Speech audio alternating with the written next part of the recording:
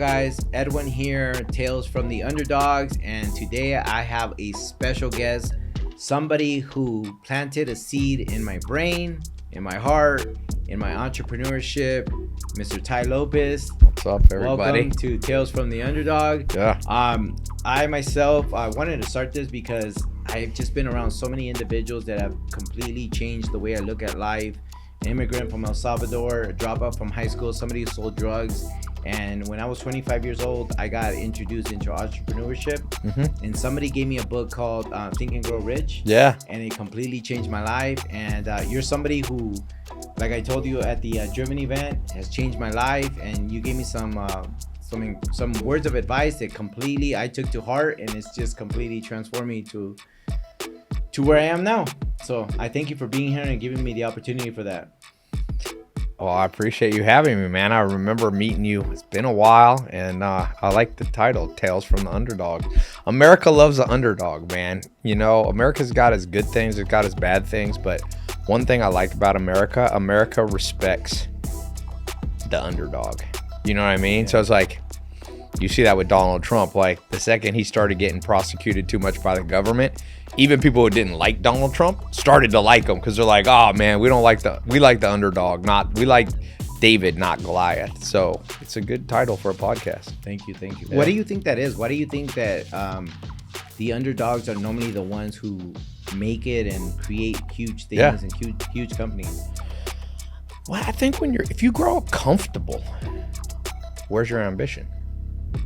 So rich. I used to live, I never came up into Hollywood, Beverly Hills. I was born in LA, but my dad was in prison in Terminal Island off Long Beach. So to me, when I moved to Beverly Hills years later, I saw these rich kids or kids of rich dads and moms, and they didn't have that drive because they were never an underdog. And so until you've been the underdog, it's hard for you to go, when times feel tough, I must keep pushing through. And all money is made when you push through. People give up too early, stay poor, you know? And so I think if you grew up with life too easy, when times get tough, you fall apart. Because but like for you, growing up with more chaos, when things get chaotic as an entrepreneur, you're comfortable. You're like, oh, I've already lived through this, you know? And so you keep pushing and you get the success. And America was really built. To me, I don't like the modern version of America, but I like the true American dream. The modern version of America is a distorted version. You know, the original version was not much government just there to help you a little bit, and you're on your own, buddy. You and your family, you go out and get what you want, and you work hard till you get it. And so I still like that part of America. And that's really the story of the pioneer, which is, you know, or you could say the underdog. Right. Would you say you consider yourself an underdog? Because I've tried looking in podcasts and interviews with you talking about like your childhood and everything. So I really haven't found a lot. Yeah. Would you I would say, I think I'm an underdog. I mean, I didn't go to college. I graduated high school living in a mobile home, you know, so I wasn't dirt poor. I never went without food. I would have, but luckily my grandma had when my mom and dad, you know, my dad went to prison, my mom was a single mom. If it wasn't for my grandma, I would have grown up poor.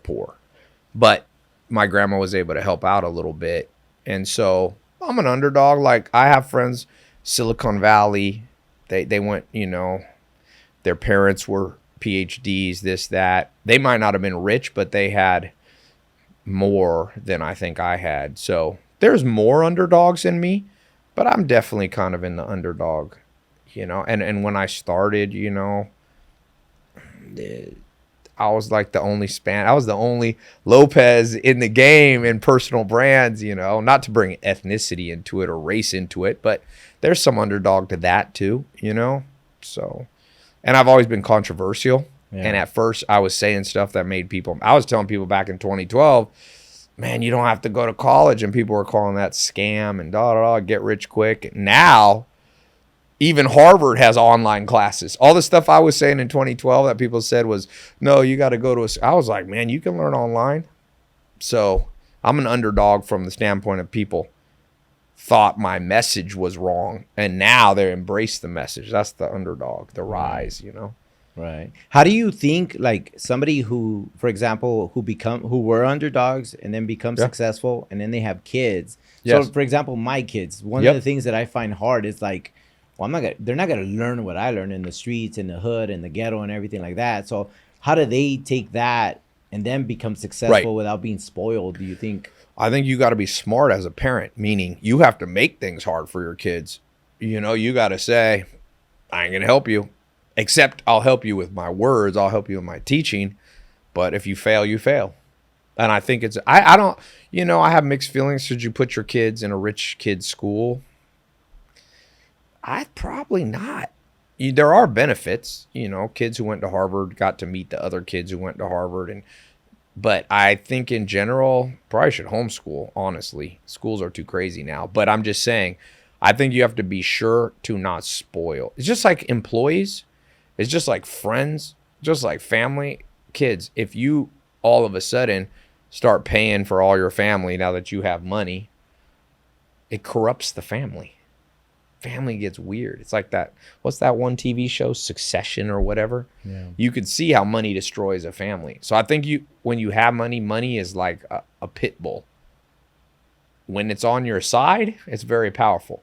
But if you let it get out of control, it can come back and kill you and everyone in your household. So when you start to make money, you better be careful that you don't let it get out of control. And all of a sudden, I had a neighbor, I should say, and his son was like 17 and told me, Tai, I'm so depressed. And I said, why? He said, because all the kids in my school got a Ferrari and I only got a BMW. And I'm going, this kid doesn't, I wasn't even mad at the kid. I was like, what kind of parents let their kids grow up in a way that they think if they don't get a Ferrari at 17 that their life is bad? Like, take your kids out of that school, man. Probably don't raise your kids in Beverly Hills either. Yeah. Let them raise. I think kids should grow up. Honestly, the best is have them grow up on a farm. Make them work. Like, I got a farm, man. It's a perfect place for kids. You're like, yo, you got to go collect the eggs from the chickens if you want breakfast. So I think you got to be a smart parent, you know? Do you think that it's possible, like, even if you don't have them work hard and all that, but you teach them like the essentials of business and all that, like they could still be great individuals and stuff like that? Or that's like a very thin line, gray area where I think it's too thin. That? Yeah. I would make them do stuff, man. Like, your kids should have to, like, one of my mentors, Joel Salton, he's a farmer. You don't have to be a farmer, but he said, don't pay your kids to do the dishes. He said, if you're paying your kids chore money to do the dishes, you're teaching them that they're doing something special for washing the family. You got to do, this is chores for the whole family to survive. So I think kids should have to do stuff and don't pay them. Now, I think you should give your kids an opportunity to start a business, but you should let it fail if it fails. You shouldn't come in with daddy or mommy's money and say, oh, okay, I'm going to put in the money. No, let the business fail. They learn the hard way. And then they start the second business, and then they learn smarter. So I think you better, is a very fine line, and don't give people stuff. You know that saying, give a man a fish, feed him for a day, teach a man to fish, feed him for a lifetime. So it's like, give a kid a fish, you help him for a day, but you ruin him for a lifetime. You know what I mean? Yeah. Would you say, what about like school? Would you say, if you had kids or if you have kids, I think would you homeschool. put them in public or? No, homeschool, man. You wouldn't even do private because of the relationships? Just think about this. I have a friend, one of my best friends. He put his kid in private, I think it's private school, and his kid's like 7, and he's like, bro, I got a problem. He's like, other kids are showing my son porn on their phones. Like, the 10-year-old kids in the same school are like showing porn. And he's like, my son's 7. So with phones now, and you can't control what another parent allows their kid to have on their phone.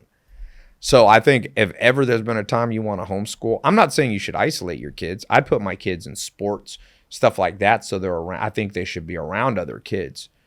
But I think you got to be very cautious now, man. There's too much craziness in this world. When we were in high school, junior high, there was still craziness, but there was no phones. Imagine what kids are going to go through now. Yeah. I mean, but But even though there wasn't like do you think it's just the information that gets faster to them? Because there's always been craziness and Yeah, but there's not been like on the phone where people can pull up anything. And I'm not saying, look, not everybody has to homeschool their kids. I'm just saying, be careful. Yeah. Be careful. Smaller school is better than a big school. You know, if you can put them in a smaller school where there's a teacher, like if there's 30 kids in the class and the teacher's all burnt out, they ain't caring about your kid. So don't outsource important things to other people, you know, and your kids is a pretty damn important thing. Yeah. So if you do have to send them to school because it's not possible, then watch it closely. Watch it closely. And what do you think homeschooling is? Just because you control it? Yeah, more, you can just pay attention. Nobody's going to pay. Look, it's like your business. I know some guys are like, I just want to hire a CEO, does all the work for my business. I said, bro, you own 100% of the shares of your company. How can you hire somebody who actually really cares about your business? So you have to watch your own business. You can hire a CEO, but you better check it every day yourself. And with your kids, it's even more valuable than business. So people are just outsourcing their kids. I don't like that strategy. Too dangerous. Yeah, it's tough though. Trying It's to tough. run companies and It's tough. and be Bring a- the kids with you to work, man. Yeah. Bring them with you. I think kids from a young age can start to learn from their parents by listening in when they're on business calls, watching the tone of voice. You learn more through the subtle things than the specific. They'll learn how you walk, how you talk, how you handle stress, how you worry, how you don't worry, how you raise your voice, how you stay controlled. So I think the kids being around that is good. Yeah. You know, it's funny because my 10-year-old, he came, I'm a divorced parent who has 50% custody. My 10-year-old, he's the most intrigued about my businesses. And he came with a paper and he said, this is my next, what I think your third gym should be like. Wow. And he drew it, That's where the what I'm stairs should saying. be and all that. And I was Yeah. like, where did you learn that? He's like, I just thought that your third gym should be like this. Yes. And I was just very intrigued. And it was just everything because bringing him around and all that That's what I'm saying. inspired him to think. Kids like are that. that's funny. Like people think adults are smart. Like adults, a lot of adults are stupid. They were smarter when they were kids because when you're young, your mind is fresh. You're not bogged down by stress. So that doesn't surprise me. That doesn't surprise me. It's crazy. It's crazy. But Tai, one thing that I was intrigued by you and when I saw you at Driven, I was really excited. And that's one of the reasons I wanted to go because I was like, my main thing is to tell Tai my story because he probably doesn't remember me until I start talking about it. You told me. That was good. But Tai, 9 years ago or 8 years ago, when you made that video and I went to go detail your cars, like that's literally what inspired me. But when you told me like, Edwin, invest in yourself, invest in mentors and read books. Yes. And that is what I took to heart. And I remember back then I was just like, I don't really know who this guy is, but what he's telling me, I mean, he's created this and I took it to heart. And how important is like mentors and just having guidance? And do you really outgrow them? Do you really how does that go as you evolve as a human, as you evolve in income, as you evolve in business, when it comes down to your mentors and like, is it something that you just have forever or? If they're good mentors, I got the same. Joel Salatin was my first mentor at age 19. I still listen to him. Now, obviously, I don't live as close to him, but because remember, as you've been growing, your skill, your mentor's been getting smarter too, right? So it's not like to me, if the mentor is good, you can't outgrow them until they die, and then they become legends when they die. So to me, every mentor I've ever had, I still talk to. But I do acquire new ones because some things that are specialized skills will take a specialized mentor. And life's not all mentors, right? So you're going to have to do this stuff yourself. There are people that get too many mentors. There's people that are just reading books, just going on webinars, just going to seminars, just going to conferences, and they never do anything. Well, they're going to fail. But on the flip side, I know people that are just working hard and don't have any mentors. They're going to fail too. I mean, Mark Zuckerberg is the youngest person to ever have $100 billion net worth at age 36. Well, guess who his mentor was? Steve Jobs, the founder of Apple. That's a pretty good mentor. Yeah. That's the best mentor you could have in business. Well, not surprising. He helped Mark Zuckerberg and Facebook become, the wealthiest the youngest 100 billionaire ever. So Albert Einstein had a mentor that taught him math. Alexander the Great had Aristotle as a mentor. Michael Jordan had a mentor. LeBron. I interviewed Kobe Bryant before he sadly passed away. And I asked him, I got a video on my Instagram. If you scroll back, I'm like, Kobe, did you have mentors? He's like, man, I had. He named 4 mentors. And he's like, I read books all the time. He named books. Boom, boom, boom, boom. So I think at the end of the day, I haven't found many people that get far 100% on their own. That's narcissism. Where you're like, I don't need anybody else. I come up with all of it in my head. That's not how the human brain works. The human brain, just like it requires oxygen, water, and food, it also requires inspiration from others. Period. It's a myth. Elon Musk had what's called the PayPal Mafia. It was like 12 other smart people. So when he made his first 100 million with PayPal, he was surrounded by 12 geniuses. 2 of them went on to become the co-founders of YouTube. 1 of them went on to be the founder of LinkedIn. 2 of them became the co-founders of the first or second largest venture capital fund in the world. He was surrounded by geniuses. So we have this myth that one person who's smart just sits in a room and comes up with all these good ideas and they just work in silence and all. Bullshit. I can't find evidence of that. I've looked, I've done the research. I'm like, bring me somebody like that. The richest guy I know personally, Steve Ballmer, he's worth over 100 billion now. I asked him, I had dinner with him at before a Clipper game once, and it was 2 hours. I was just picking his brain, and he said, most important thing that ever happened to me is I met these 2 other guys, Bill Gates and Paul Allen, and they became my mentors, and we built their companies now worth $2.7 trillion. Microsoft. They're rich. So my point is, I don't find evidence for what a lot of people think. No, Tai, you don't need books. You don't need mentors. You go out and do it on your own and you'll get all the good ideas yourself. Well, you're going to lose, But for yourself, how do you determine when you want mentors? Because it's not just how much they make, right? It's like something that you want to learn from them, whether it's educational. I just take people that I want their life. So to me, it's not just money, because I know my 4, humans have 4 core motivations. I call them the 4 M's. They have material things, mating, movement, mastery. That's the 4 drivers of human behavior. In our deep unconscious primitive mind. You have, the first one is material things. We want something, a house, a car, a watch, mating, love, sex, family. Then the third motivator, movement, freedom. We want to be free. We don't want to be slaves. And the 4th one is mastery, status, respect. And so for me, I find somebody who has all 4 of those. They have, I call the 4 pillars of the good life: health, wealth, love, happiness. They got all of them. And so I don't just admire only the richest person in the world.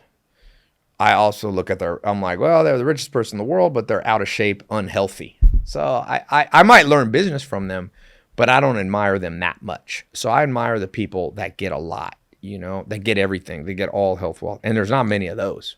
I think Arnold Schwarzenegger is a guy like that. Who has all 4? He's got, health. He's like the pioneer of gyms and weightlifting. He was obviously a pretty healthy dude. He's still healthy. He's like 77. He's still in shape. Wealth, I think he's worth 500 mil. Love, I know his son pretty well. He's got his kids all love him, so he's got good family. That's rare to have somebody. He's and he has a lot of friends. I've been to his birthday party a couple of years in a row at his house. He's got a lot of love in his life, and then happiness. He's a jolly guy. Now, does that mean I think some people are like, oh, I don't like his politics? I'm not talking about that. I'm not looking for somebody that's a perfect saint. There's no saints on earth. But he's kind of got all 4. So I recommend people read his autobiography. He wrote a book. I've read it a couple times. You should read it, reread it every couple of years. That's the man who got the dream. He got health, wealth, love, happiness. Would you say he's a mentor of yours, or do you have somebody that has all 4 that people know? Well, I've interviewed him a couple times, but I don't know him well, so I read his book as a mentorship. I watch videos of his.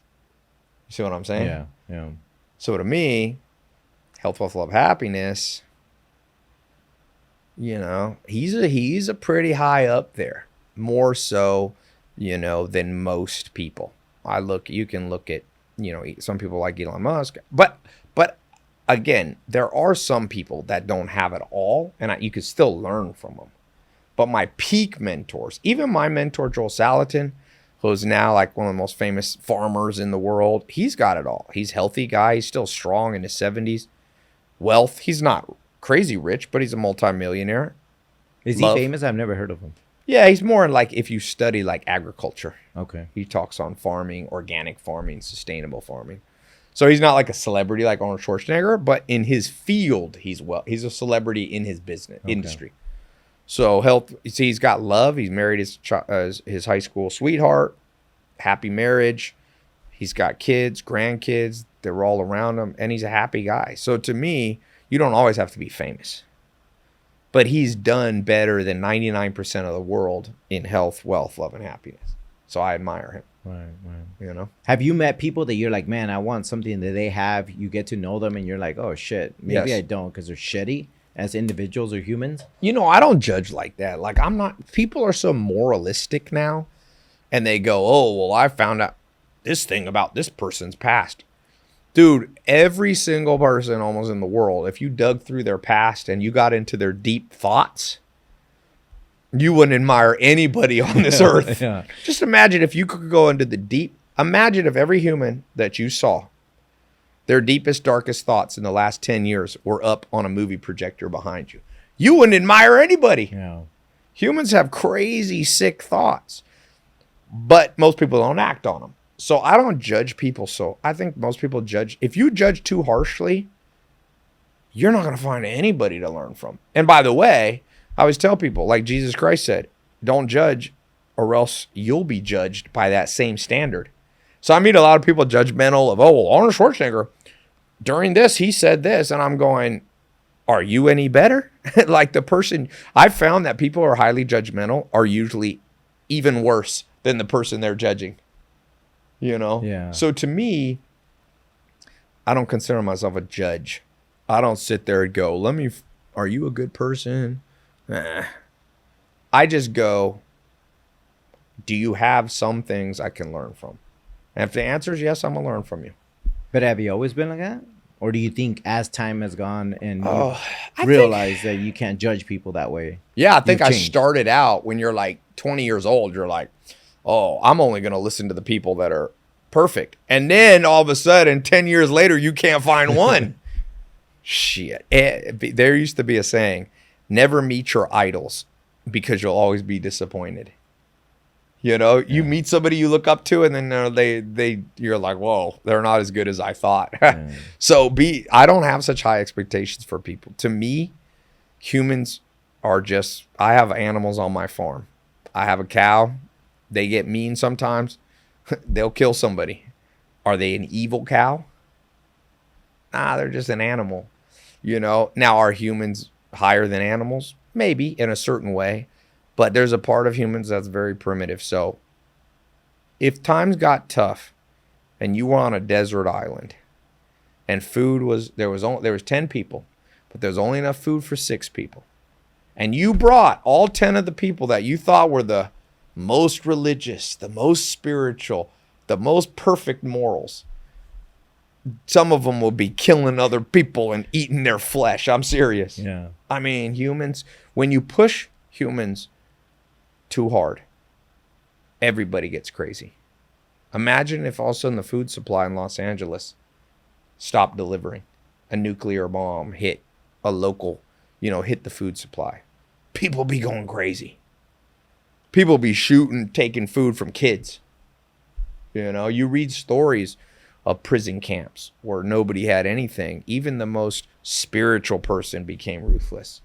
So to me, humans don't have to be perfect for me to admire them, But how long did it take you to realize that? Because obviously in the beginning, we all think that, and it's one thing especially because I deal with celebrities and all that, and you get to meet them and all that, and then you realize, God, guy's an asshole. You know what I mean? But then who isn't, right? You may have caught him in the bad day in that time, or you may have seen him do an act that, and you judge them based off of that because you assume the way you see them on film or whatever it might be. At what point were you like, wait a minute, you know what? As human beings, like, I can't live like this, especially be, you know, around being as successful as you are and the people that you've met. When did that transition happen? How old were you? Probably the second I started to meet him. I got disappointed. Yeah. It was like probably right after a teenager, like 20 years old. All of a sudden you met people and you're like, I thought you were better. But then I realized it's better to take all your criticism and put it back on yourself, because you can only control yourself. So I meet people like, you know, I don't like this guy. And I'm like, well, do you really care about others? Are you big into charity? Did you give money? Do you give of your time? Like, why are you spending all your time judging somebody you never met?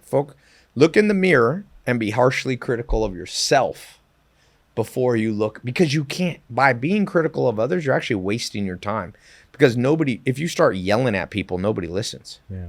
But you can change yourself some. So to me, people need to internalize their criticism of others and point it back on an object that they can actually make a difference in, and that's their own self, you know. How surprising have you been when people have met you and been like, you know what, I thought you were this way, but you're actually... people always say, oh, you're different than you thought. In which way? What do they normally tell you? I mean, usually they tell me you're better than I thought, but I'm sure people have met me and not like, I'm sure people have met me and gone and told their friends, oh, I met Tai, he's an asshole. I'm sure, like, there's no humans are... Because you've changed a lot since I knew you, in a sense that, well, I don't know if you're still the same, but when I met you and when I knew you had like all the nice stuff, all the cars, the luxury stuff, the big homes. You're not like that anymore. You're more chill, right? Well, I'm not in California anymore, so you don't see. But I still like nice cars. Okay, I've been like that since little. Yeah, but you had a gang of cars when I knew you. Yeah, well, when I went to Puerto Rico, living in Puerto Rico, I had friends that had Ferraris and Lambos. They instantly, because of the potholes, if you try to drive a Lambo in Puerto Rico, you can't even go 2 miles.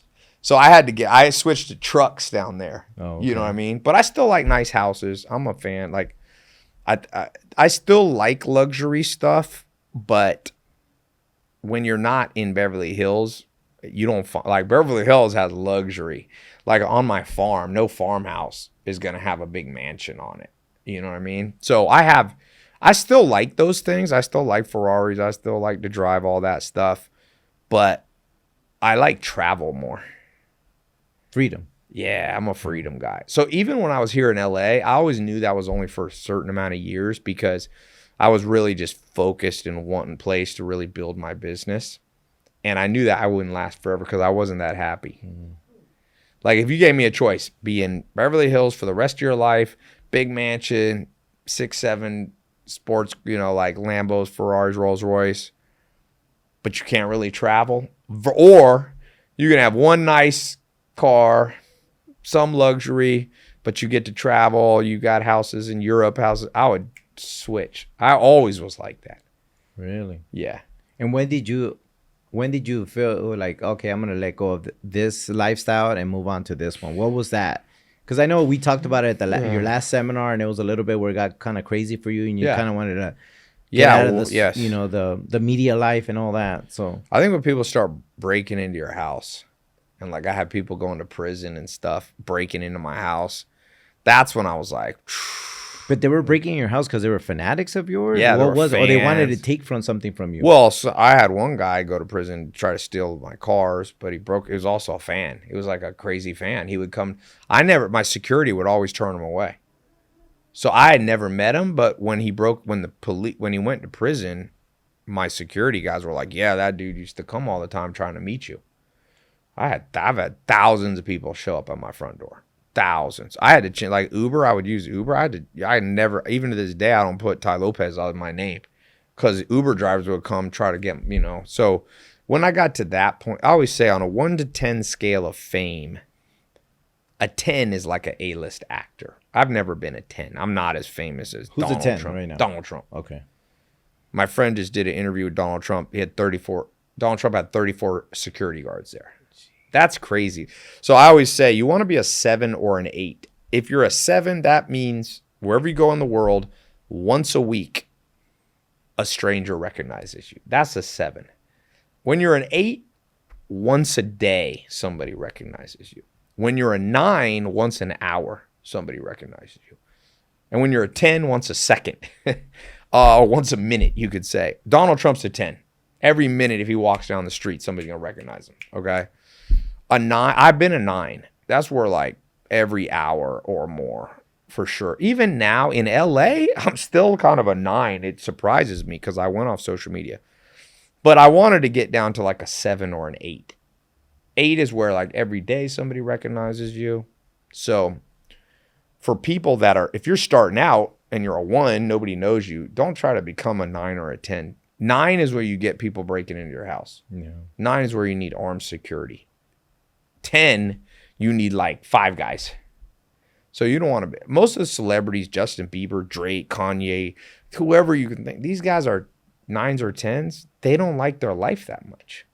If you interview them and say, what was the happiest of your life? It was back when they were just beginning to be famous. They were like a 7 or an 8. They could still go out to clubs. They could still go out to eat. Yeah. They don't have paparazzi. They don't have lawsuit. People always trying to sue you if you're a 9 or a 10. When I first moved to Beverly Hills, the first maid that I hired worked for me one day, and she tried to sue. She didn't sue me personally. She sued for insurance. She said she tripped on a banana peel. No joke. Jeez. I don't know. You used to come to that house. There was the trash cans around the side. She said the way the trash cans were put was unsafe for her to work, even though it was totally safe. And she said, I slipped on a banana peel and hurt my back, and she wanted $50,000 or something. That's when I was like a 9. And you're going, oh, you're a target now. You want to be a 7, be an 8. Because a 7 or an 8, you get benefits. But how do you balance that? How do you go, like, because, okay, when you start off, like for example, myself, like everybody wants to be a 9 and 10. Everybody thinks that's the lifestyle. That's where you want to be. Yeah. But how do you, let's say when you go down to a 7 or 8, right? Yeah. How do you stay within that range and say, okay, I can only do so many podcasts? Like, how do you balance that? Well, usually it's hard to become an 8. So I just tell people, work hard and be happy at an 8. What happens is people become an 8 and they're not happy because they're like, oh, now I got to get crazy famous. Well, no. So then you by the way, you can be an 8 will give you a lot of benefits to making money because you're kind of well known. You can get in the door to things. You can travel. You can get into places. So an 8 is still pretty famous. It's hard to become an 8. A 9 is super hard. Yeah. Do you feel now coming back, like people are like, oh, you're back? Like, where are you at right now? I mean, it depends. Like I said, in California, I don't think I was so well known for being in California. Like, I went to Catch yesterday. I was with this friend from Sweden, and we walked in, and the door guy's like, hey, welcome, Tai. And when people do that, I don't know if I know the guy. So I'm like, have we met? He's like, oh, I'm anything. And then I went right up the elevator. She's from Sweden, and the first guy out the door is like, oh, Tai. And she was like, what the fuck? So anyway, I don't know. Being famous was fun for a couple months for me, but I never so to me now, if I don't think I'll be able to go back to a 7. Now, it also depends. You'll also, every 10 years, the new 18-year-olds won't know you. Okay. Like, think about the president of the United States, like Ronald Reagan. He's dead now, but a guy like Ronald Reagan or Jimmy Carter, for example, who's still alive, he was president in the 1970s. That dude, nobody who's 18 really knows who he is. So you kind of outgrow fame as you get older and older. By the time you're 80, it's hard to stay famous. So I had a next door neighbor in Beverly Hills, it was Kurt Russell. And it's funny, he wrote me a letter one time as my neighbor. And I was just telling this to somebody in London. And they were like 25, and they're like, who's Kurt Russell? And I was thinking, Kurt Russell in the 40s, 50s, and 60s was the most famous actor in the world. People don't even know. They've never even heard the phrase, Kurt Russell. And I was going, I mean, Did I say Kurt Russell? Kirk Douglas. We've been having tequila. Yeah, thank you. That proves my point. It's like Kirk. Yes, thank you. What did I say? It's a Kurt Russell. Yeah, that's right. Wrong guy. Kirk Douglas. And I tell people, Elon Musk won't even be remembered in 20 years by 18-year-olds. They'll be like, who's Elon Musk? Donald Trump, ain't nobody remembering Donald Trump in even 15 years. Now, the older generation will, but the 18-year-olds won't know Donald 10 years, people. You know how many 18-year-olds now really know who George W. Bush was, or his dad, George H. Bush? Yeah. Nobody. You could show 1,000 people at the shopping mall, out on the streets, be like, name this person. 18-year-old, I bet you 20% of people. So the president of the United States is forgotten in 25 years. Yeah, I can't even remember the names. Yeah, there's other. I'm confusing two actors. You know what's funny? 2 days ago, I was having a conversation with my girlfriend, and she's almost half my age, and she was like, and I was telling her like, oh man, look at this story about what's it? Die Hard. What's his name? Bruce Willis. Bruce Willis. And I was yeah, like, she don't even know who he is. And she was like, who's Bruce Willis? And Yes, I was like, are you fucking kidding me? I'm like, you don't know who Bruce Willis is? People don't know who Michael Jordan is. I don't know who that Magic is. Johnson. And she's in her mid-20s, and I was like, are you kidding? She's like, yeah, I don't, because he hasn't done movies in a while. That's and right. She couldn't know. She didn't know who he That's was. right. And I was like, wow, that really hit me right there. That really Look, hit me. you either stay putting your face out there or you will be forgotten. So it'll last. People will remember you. Like, I hibernated my brand for like 2 or 3 years. People remember you for a couple years. You hibernate yourself for 10 years, people are going to forget you. Period. You know what's funny? I have a manager of mine, and I was like, oh, I'll be back. I got something to do, and I actually have a podcast with Tai Lopez. He's like, isn't that the guy who pioneered like all the entrepreneurship and all the entrepreneur stuff and all that? And I was like, yeah, something like that. And he was like, yeah, I was like 8 years old when I remember hearing about him. And I'm just like, wow, it's crazy. Like, he remembers you, but it's like a different generation that's coming in, you know? That's right. Every generation has a different set of heroes, you know? And if you don't keep yourself out, now you can stay a hero. I mean, there's now 18-year-olds and 12-year-olds who know Donald Trump, but he keeps himself in the news. But that comes at a cost of controversy. That he's got 78 indictments against him. He's got lawsuits. So there's a price to fame too. But he's built like that. He likes that shit. Yeah, that guy's he's an impenetrable fortress of strength. Most people would have committed suicide at 10th of the pressure he went through. Have you met him in person? No, you know it's a crazy story. I haven't told this story much. I have a friend. He lives in LA. He's a huge LA socialite now. And he's best friends with Donald Trump forever. Okay? Like on the inauguration in whatever, 2016 or 17, whatever it was, he was up there on stage with Donald Trump. Okay? His name's Hal. Years ago when I lived in LA, it's probably 2011. I never check my voicemails. Okay? I get a voicemail. I check it like 2 weeks later. I'm checking my voicemails like, yo, I'm here at the club in Hollywood with me and Donald Trump got a table. He's like, come out with us. Shit, this is 2 weeks later. I'm listening to the voicemail. An hour later on that 2 weeks before, you know, I listened to the second voice. Bro, he says he's sick of this club. We're going to jump on his plane and go to Vegas. Come, it's just us. It'll be us three. Shit, I heard that 2 weeks later. I've always regretted that because I was like, had I gone out with Donald Trump that one night and had gone to Vegas with him, and then he became, so I never have met him. I've always been mad at myself, man. So now, practical life lesson in this podcast, check your voicemails. Jeez, I told this guy Hal would never text. I'm like, bro, text me shit like that, man. But he's like old school. He's an old dude, older than me. Yeah. And so he never got into text. And he's like leaving me voicemails. I'm like, who calls somebody from a club? I can't even hear you hardly.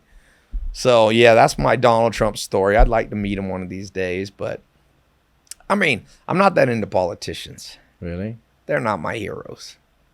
I'm not a politician guy. If I could meet anyone in the world or anyone in history, it wouldn't be any politicians. Not really. Maybe war generals I'd like to meet, military generals. But who are people right now that like are like in the spotlight that you would like to meet? I'd like to meet now? Male or female? Either. I'd like to meet Kanye West. He's an interesting guy. I'd like to meet, in the celebrity side of things, I'd like to meet some of the old school actors because they've seen so much, like Godfather, like Robert De Niro, Pacino, somebody like that. That's seen. I like Hollywood. I'm born in LA, so I'd like to meet somebody who has all the stories.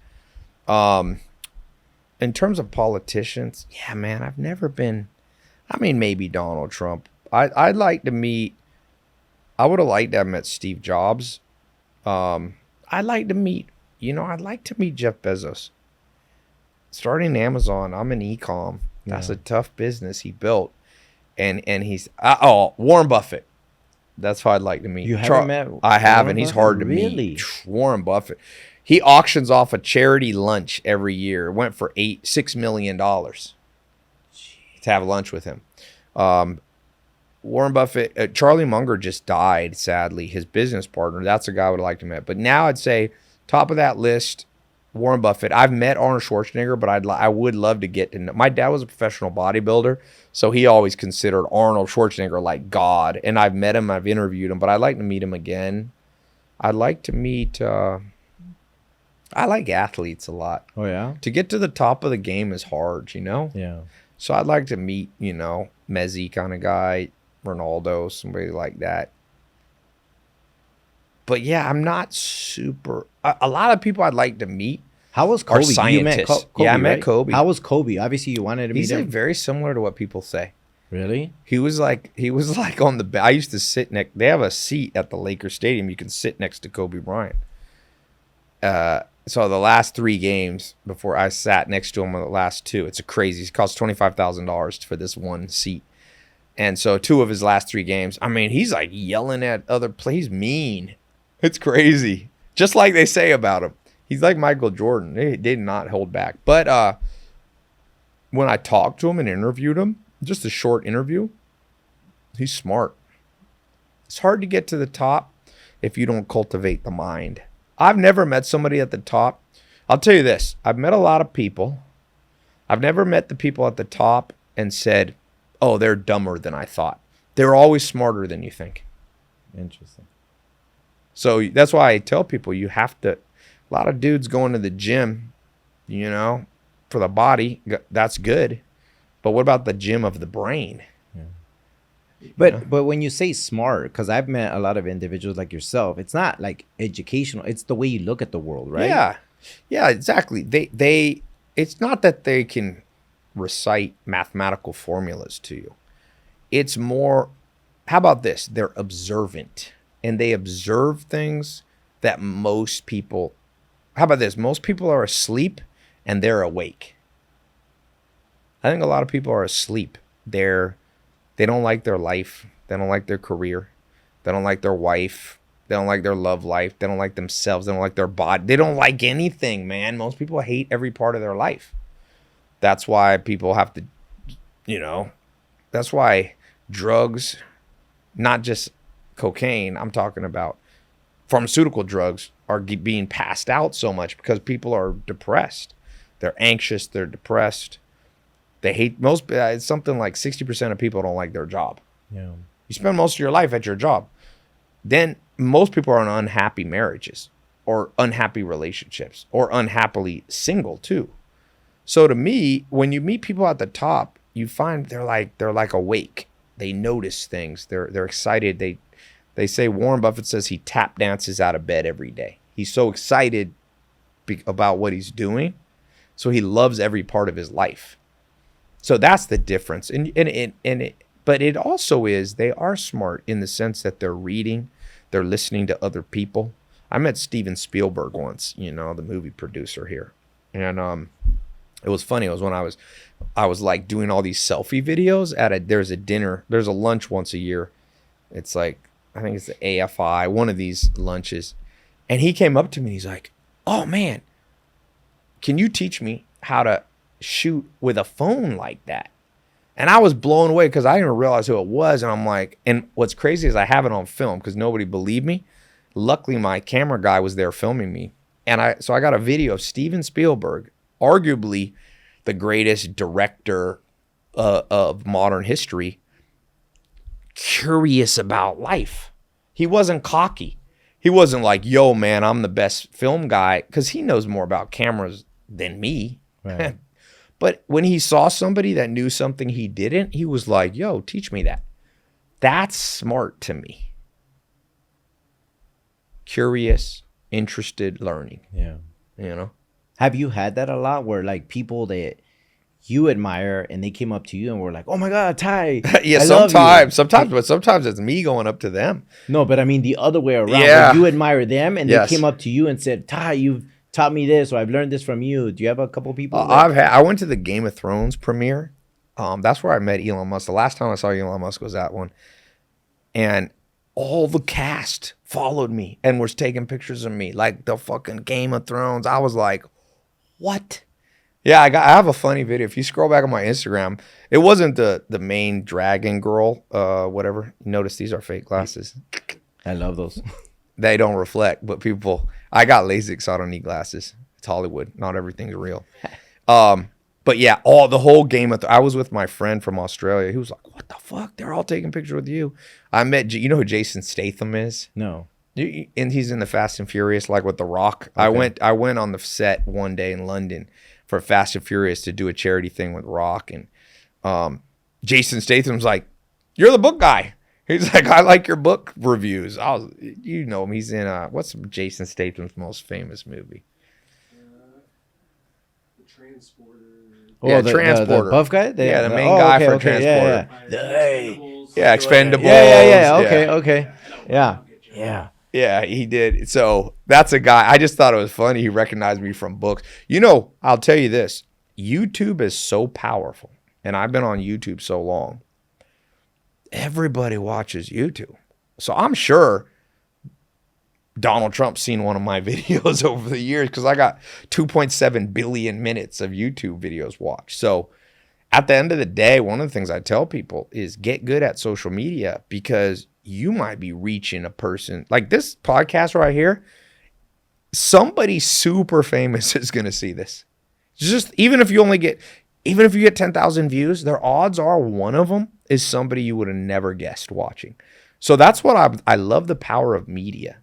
You know, mass media done right, you never know who you reach. Yeah, for sure, man. It's pretty shocking, the people that watch YouTube. Yeah. I think Warren Buffett says he watches YouTube. Maybe if I meet Warren Buffett, he'll be like, I've seen because he I talk about him in one of my videos. So I'm hoping if I ever meet him before he dies, he goes, books. I like that. Where is he at? He's in New York? No, he's Omaha, Nebraska. Oh, okay. Is he still active? Like goes out and all that? Yeah. He's slowing down. He's 94 or something like that. Shoot. He likes what he does, man. He's out here making more money than ever. Yeah. Richer than ever. That is crazy. It is crazy. I want to go back to talking about when you started off in your in your garage. And I remember I don't remember who it was, but somebody asked you, at that time you had read like 1,000 books, wasn't it? Yeah, probably. And then you came out and people asked you, how is it that you read that many books? And you gave the way you read it wasn't that you went through the whole book. It was that you would read certain pages and stuff like that. And I remember hearing some people being like, that really isn't how you learn and stuff like that. Did you get criticized on some of that? Because I heard it myself. Dude, so many people criticize anything you do. Somebody's gonna. So I tell people, use audiobooks, and people will be like, oh, you're faking it. If you use audiobooks, you're not really reading books. Whatever. But do you think you learn the same as audiobooks as you do as reading? Or does you learn slightly different, but you're still... If the author of a book comes and verbally tells me his book, it's the same messages going into my brain. Sure, it's coming in through the audio sources versus the visual sources, but in general, I mean, can somebody learn 2 plus 2 is 4 from a book? Yes. Can you also learn 2 plus 2 from somebody verbally saying, I got 2 M&Ms and now I got another 2 and you have 4? Somebody can visually show it to you. Or could you learn it from an audio recording? Sure. Most people learn best by doing kinesthetically. But so yeah, dude, I get people criticize the weirdest things. Yeah, because I took that to heart when you told me that back in the days, and I was like, okay, I don't have to, let me find what I need in a book. Take you don't have it to read the whole book. it. Yeah, people criticize are like, Tai, you said in one of your videos you'll skip pages in the book, and that means you're cheating. I'm like, bro, this is not a sport. I'm not in the NFL, and I'm not in the NBA, and my foot's on the line. This is just learning. So for sure, there's so many books that I read, and I find some of the chapters not useful, so I skip them. I don't consider that cheating. I consider that smart. Why read something that has no interest or value? You're not going to remember it. So I think people are so programmed by school to not care about results, but care about the format. So they're like, I have to show my school teacher I'm reading every page because the school teacher's big brother's looking over my shoulder. I'm a free man. If I want to just read 3 pages of a book because those are the most valuable, and you think that's cheating, you're an idiot, and I'm happy, Yeah. So read what you need. So there are some books I read every page. And there's some books that I stop reading after 5 pages because they're such bad books. Throw it over my shoulder. Yeah.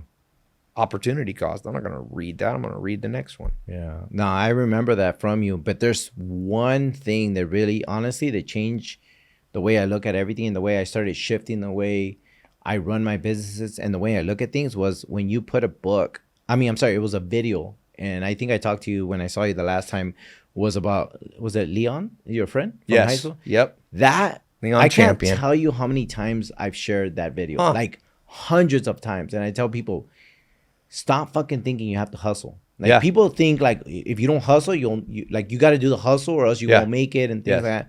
And I literally changed the way I run my businesses because a lot of people think they have to work hard. And I wanted one of the things that I wanted to talk about, and the main things was hustle. Like people think they have to work hard in order to make it and to be successful. Yeah. And in a sense, it is true, but realistically, no, right? There's not really a time frame to that. And what is your thoughts on that about hustling and working smart? Because that was the whole video about the difference between working hard and smart. I think that, look, I think there's 4 ingredients in general if you look scientifically at success.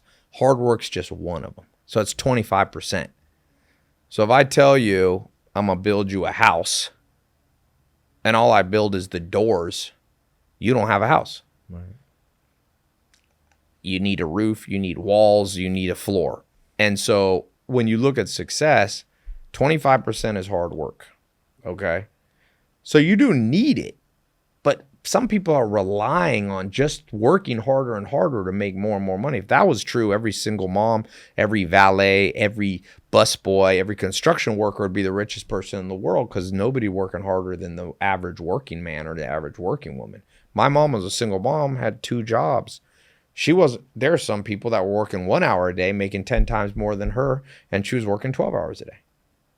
So when you look at what makes wealth, let's say, or even think about weightlifting, if you go in the gym 6 hours a day, every single day, you don't actually put on muscle because you never rest. There's a limit to how much, but when you go to the gym, you go for an hour, maybe 2. If you're on steroids, people can go for 2-3 hours. But that's it. So every day when I work, I got to have a combination of hard work and smart work. Smart work is networking, learning from other people that have strategies that I haven't thought of, have new ideas that I haven't thought of. It's also reading a little bit. It's also overseeing what I already have. Okay, checking on what is already going on. So it's 25% hard work, 25% being an organized person. People forget to organize their day. They just start working. You got to think about, prioritize every day. One of my mentors, he would just, at breakfast, he would write out a list in priority order. He would use a little old envelopes to save money on paper. He was cheap. He's like, I get all these mail. I'm going to use it the paper. He'd write on the back of it 3 things and he'd stick it in his pocket and he would do them in that order. Do the most important thing first. So organization, then perfectionism is 25% of success. A lot of people don't check their work or they don't check on their employees. If you don't check on your stuff, a lot of people don't check on their tax return. A lot of people don't check on their accountants. A lot of people sign legal documents. You can lose everything from not being a perfectionist that double checks now don't double check everything, but the important things. I can tell you, most people that form a company, you got entrepreneurs following, watching this. Thousands of people here have formed their own LLC. I bet you not 1 out of 100, maybe, actually read the LLC operating documents because it's boring. But 25% of success is paying attention to details. And the last 25% is smart strategies. My mom, if she was trying to create wealth and her strategy was just hard work, that was a bad strategy. It didn't work because she was getting paid by the hour. How can you get wealthy being paid by the hour? There's no wealth. The only way you really create wealth is owning something. You either own a business, you own a piece of land, you own a piece of real estate. That's about it. Those 3 things. And you can just say 2 things. You either own a business or you own real estate. That's it. Yeah. And so if you're working for hourly pay, you own nothing. So you might be able to be affluent. You might be able to be successful, but you can't be rich or wealthy. I used to draw this thing. It's like the 5 levels of wealth. Debt. That's worse than broke. So you have debt, broke, average, successful, rich, wealthy. And it's like a triangle. Right. Because most people are broke or in debt. A little bit of people are kind of successful. They make 80, 90, 100 grand a year. Rich is where people start making, let's say, 400,000 or more a year. Then you're pretty rich. You're in the 1 percentile of the world at about 300,000 or 400,000 of net income per year. And then wealthy is, let's say when you have, depends what country you live in. But let's say you have $10 to $100 million net worth. Then you're starting to become wealthy. And then there's ultra wealthy, which is the billionaires and stuff. So all the people down at the bottom, they're working hard, but they don't have strategy. That's 25% of it. So for example, my mom, let's say she worked at a restaurant at some time. She worked in, she had these hourly jobs. If she had been able to work, I read a story about a guy who worked at a Subway. He worked for hourly pay, but he got who's such a good employee. He went to the dude who owned the Subway and he said, make me a manager and an owner with you. Give me 25% of this Subway. Okay. And I'll work to make this. And the owner was like, okay, you're going to work hard. So he got ownership and he owned 25% of one Subway franchise. Now the guy owns like 100. No shit. Yeah, because he took he sold that one, made $1 million, reinvested it, bought 2 or 3 more Subways. Boom, boom, boom, boom. The guy, I used to live that house. Remember in the Hollywood Hills when you first started? Yeah. The guy who originally built that house owned 100 houses, and he had built some of them as a construction worker for other people working by the hour. And then he saved up enough money to buy enough building materials that he built a house himself, sold it, flipped it, and eventually he had 100 he was renting out. And he was probably, my guess, he had 100 homes, and I bet you he was netting from all the people renting minimum $4,000 a month. That's $400,000 a month on autopilot. Plus he still owns the homes. So my point is, you need strategy to create wealth too. And so a lot of people are over here working hard. They're not very organized. They're not attention to details, and they don't have good strategy. And so 75% of wealth is working against you. Then you're at the bottom of the triangle forever. Yeah. You must move up. In that video you had, for those who haven't seen that video, like you have such conviction when you're talking about that video, and you had like this positive anger of like, man, this person that I grew up, like you never met his mom. You Yes. said that like you were there all the time, and then like he went into selling drugs. Yes. And I think he was diabetic. He Yeah. ended up dying in jail and Yeah. all that. And it just really stuck to me because I remember at that time I was just working hard. And Yes. I was just like, shit, this can't be my life because I'm Yes. not happy. Yeah, I was making it better money than I was at my job, but there had to be more. And Yes. that's kind of like when you gave me that advice, and it was very brief. You just told me, Edwin, mentors, read Yes. books, Yes. and just, you know, proximity, you know. Yes. And it was just, and I took that to heart. And I remember seeing that And video. it I'm worked. like, Now how much were you making back then? like, I don't know, maybe 30 grand, 40 grand a year, if Yeah. that, you know what I mean? But And now the business is up to millions, you know what Yeah, I mean? yeah. And it's like I'm sitting here with you talking Yeah. about it, and you know, I was It's talking good. to It's a people, good and it was- underdog story. It's just an amazing I know. story because I took that to heart and I started to follow you and following your, you know, your advice and just everything that you were doing. And I was just like, I have to be around proximity of people who have what I want, but I need to learn it and put it into action. Yes. And I started consuming books. Yep. I started consuming books. I started associating myself with like people like Albert and all Yeah. that and Sil, and just that's when everything changed. Just for Yes. the simple fact, I didn't start to work hard. Opportunities just started opening up Yeah. for me. People starting to say, "Hey, do you want to invest in this?" Yes. Or let me put some money into this, or let me Yes. teach you this, or let me introduce you to this person. And that's really where my life changed, Yes. you know? But I look at people and I'm just like, some people just want to work their way to the top, and it's genuinely impossible. Like, Yes. it's almost impossible to hustle your way to the top. Yes. And that's one thing that I love about you. You never emphasize in like hustle. Because everybody says you got to grind, you got to hustle. And you kind of went against that. You were Yes. like, you can't grind yourself. That's you know? right. I mean, grinding is actually a negative thing, right? Yes. You're like deteriorating yourself.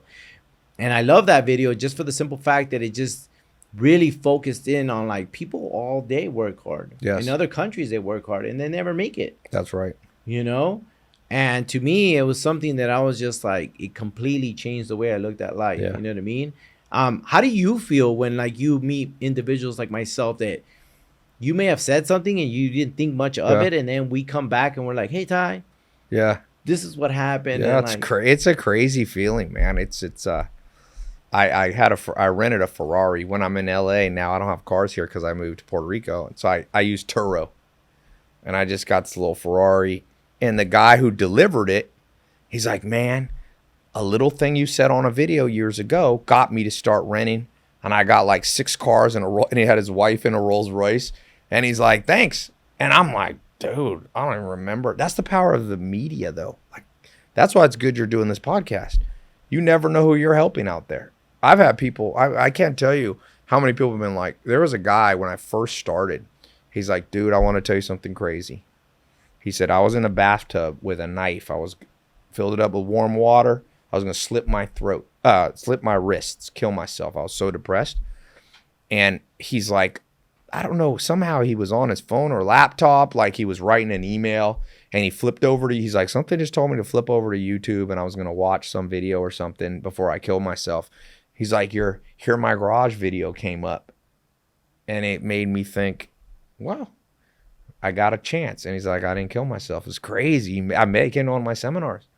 Dude, I've had lots of people from suicide things who, and I don't take credit for it. What I take credit is the power of truth. Truth is a very powerful thing. And so when you tell people the truth, all of a sudden it transforms lives. So it's not really me. I'm just like a conduit, you know? I was telling you the truth that was passed on to me from my mentors. That's the same thing. So I never feel like cocky about it because it's a message passed on to me. I'm just a messenger, right. you know? And so it's good. I like to hear that. It is encouraging to me that the message works, because you're always going to get haters out there. If you listen to your haters, you start to get down. You're like, oh, this doesn't work. But then you meet people who are like, bro, it's changed my life. I get a lot of that. And so people always ask me, how do you deal with the negativity? And I'm like, man, I get out on the streets. It's all public. People telling me stories. Keyboard warriors behind are going to talk shit, but they never even listened. So the people who actually listen to the message, their lives are transformed, man. These are powerful. This stuff that I'm saying is not me. It's actually a message that's been passed on for thousands of years. Different forms, you know? Yeah. Do you feel that you're a chosen one? Do you think people are chosen to take that message? Or do you think anybody has the capability of being able to be that messenger in a sense and take it on to the next person? I think a lot of people, maybe not everybody, but I don't think it's just one. I don't think it's just me. I think probably 80-20 rule. 20% of people, if they really understand the message, can change the other 80% of the world. You know, I think people underestimate. It's like one person with a powerful message, and you add on to that 10, 20, 30, a little mini army. I used to say, like the movie 300. I don't know if you ever seen that movie. I love it. 300 people with a powerful message can literally change the world. I'm not sure one person can do it. That's probably too little. But 300 people with a unified message is like an unstoppable force. In that movie 300, true story, 300, Spartan warriors held off 1 million person enemy army. 1 million against 300. So I think the ratio is incredible. But you got to make sure. The problem with social media now is there's too much half-truths being told. That's what I was saying about hustle culture. Right. There's a lot of that hustle culture. I see people saying, you want to get rich, you wake up at 3 a.m. Well, the body can only work so hard. So if you wake up at 3 a.m, you still work about the same amount of day. There's lots of people getting rich who wake up. I mean, there's a famous New York guy named Carl Icahn, big billionaire. I know his personal lawyer. He's like, man, Carl Icahn always woke up at 2 p.m. in the afternoon. And he made billions. So a lot of the advice out there is nonsense. They're telling you, oh, this is I saw somebody was just joking around on Twitter yesterday. They were like, if I became a billionaire, I think I'd fuck with the world by telling them my secret was waking up at 3 a.m. So now everybody would be like freaked out, like, yo, I got to wake up at 3 a.m. Be like, that ain't shit, the reason. So I think the world now, unfortunately, there's a crazy amount of bad messages being passed around, like the message, like, don't have kids till you're already wealthy. I don't think that's true. All the richest dudes in the world had kids at like 24. So it didn't seem to hold them back. I think there's messages up that, a lot of the dating stuff I think is super wrong. A lot of the daily routine stuff I think is super wrong. Like you were bringing up one of them, the hustle thing. There's too much talk of hustle. Hustle is important, but it ain't everything. Right. By the way, you could hustle too little. Don't get me wrong. You can work too little. But if I was starting from scratch, I was 18 years old, and I had to start all over again. I'm telling myself that formula. I want you 25% hustling, but I want you 25% organizing your day. Beginning of the day, write down the top 3 things you're going to get done. I want you spending 25% of your time double checking what you already have. Don't just sign a contract, read it. Don't just assume somebody who works for you is doing a good job. Go walk in there. If you got an employee, go walk in the office and go, hey, what'd you do today? It's okay to hold people accountable. That's being done. And then the last 25, make sure you're reading, meeting, proximity to get better strategy, because you got like a military general. You're always improving your strategy because you always have competitors competing against your business.